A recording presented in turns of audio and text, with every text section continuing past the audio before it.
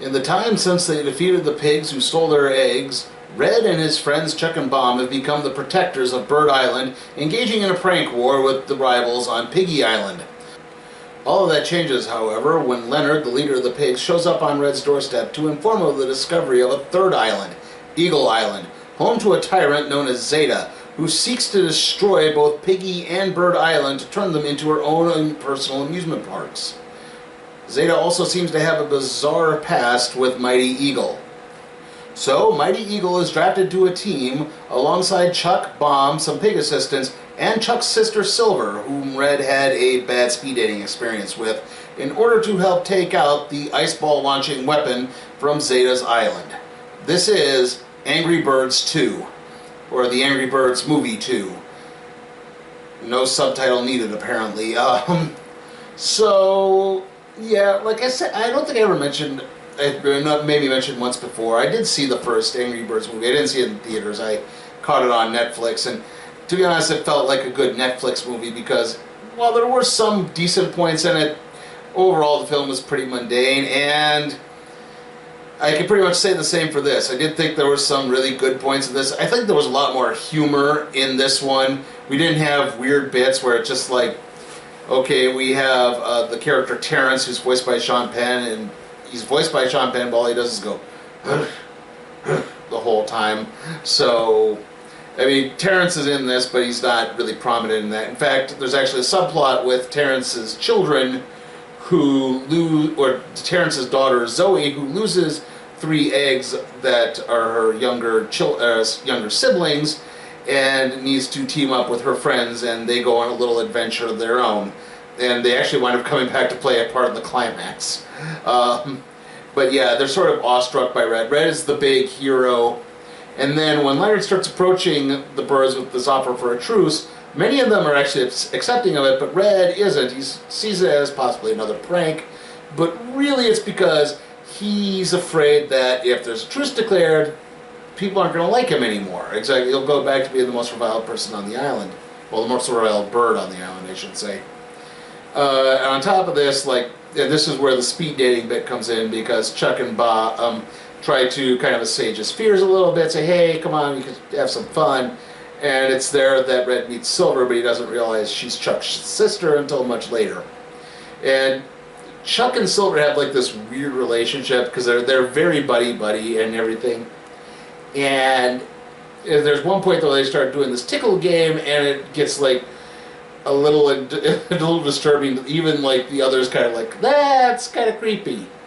So yeah, there's a lot of adult humor in this. There's, you know, scenes in urinals. I mean, they make pretty overt sex jokes. Like even little kids are making pretty overt sex jokes. Like I said, the hatchlings are going out and they're trying to rescue these eggs. So that's where you get the scene with the snake, and you get the scene. There's another point they get the eggs somehow get caught on a cloud, and they inflate one of them to float up again. They float all the way up into outer space, and then one of them hits like the Hubble telescope, and it pops and it sends it all back down, and they lose the eggs again. But they do eventually manage to get to an island, and they think it's Bird Island when it's really Piggy Island, and one of them just swears, like it does a big bleeped out foghorn swear. A swear chain. And anyway, so the idea is they have to get to the island. Red and Silver don't like each other, which of course means they actually do like each other. But Chuck is also really protective of his sister, and anytime something remotely romantic might happen between Red and Silver, Chuck is like, hey, what's going on here? Oh, nothing at all. And like, I do at least applaud the fact that this felt like it had more jokes in it than the original movie did. And it definitely had, I did like a lot of the banter between the characters. Red and Silver's banter is pretty good. Red and Leonard's banter is pretty good.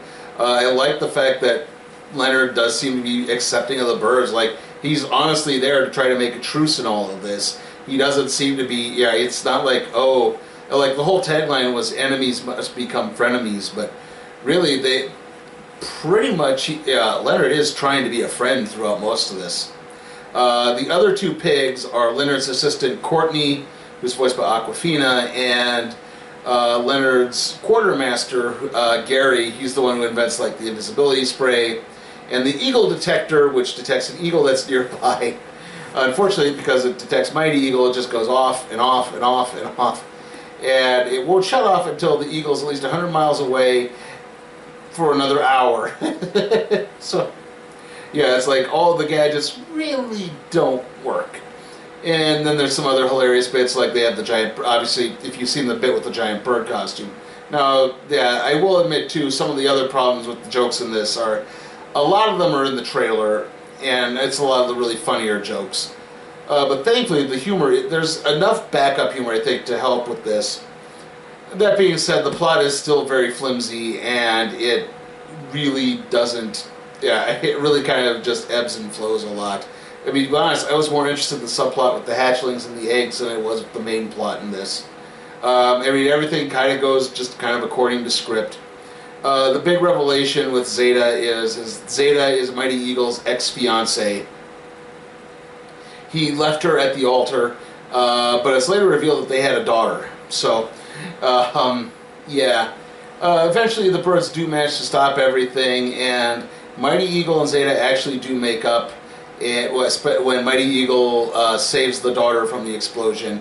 They get married at the end, and Red admits that it wasn't really him, it was all a team, because that's the other arc with Red. Like, it starts being Red being afraid that if there's a truce, everyone will start hating him again, to Red wanting to take all the credit for everything. And say he did this all on his own, and Silver is trying to get him to admit that, you know, he needs help, and that, you know, just because, you know, something's changed doesn't mean people are going to always just abandon you. And I mean, it does seem like Chuck and Bomb are still there to be his friends, so it wouldn't be like the only thing. So, like I said, there are some good points. Unfortunately, there's a lot of bad points, and this kind of falls in the exact same category. I would probably say wait till Netflix with this, and I'm going to give Angry Birds 2 a C.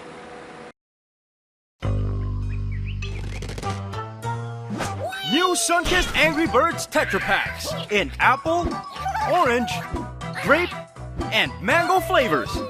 Catch them before they fly away. Okay, trailer time, and we really only had one new trailer in this. Everything's the stuff we'd had before. For some bizarre reason, we had two trailers for Abominable. I mean, one was like pushing concessions in the theater, but it wasn't even like an AMC tie-in. It was just, it said, hey, there's popcorn. That's it. After that, we had Onward. That's the new Pixar film where the mythical creatures live in an ordinary world. Spies in Disguise, again. Playing with Fire, again. Then we had the Abominable trailer a second time. Then we had our one and only new trailer, Overcomer. That's it's not a Pure Flix, but it's a I think it's the Kendrick brothers, I think is what they're doing. It's a religious movie about a basketball coach who has to also coach cross country for some reason, and he only has one runner who has asthma. It really, even for, you know, a quasi faith-based film, it really didn't look interesting. And then ending things off, it's Jumanji Next Level. So yeah. I do plan on seeing, yeah, what was it, Blinded by the Light, sorry. I do plan on seeing Blinded by the Light this week. That review will probably be up on Saturday at the earliest. I don't know when I'm going to be able to exactly get to it. I have to go to another theater. Anyway, so that happened. The next movie after that is Ready or Not. And that's the last movie for August because My Spy got pushed back again, but I will have another review in there. It'll probably be next week before the Ready or Not review, I don't know yet. And then we're going to have the Random Trade review on Normandy. Excuse me, sorry. See you all next time.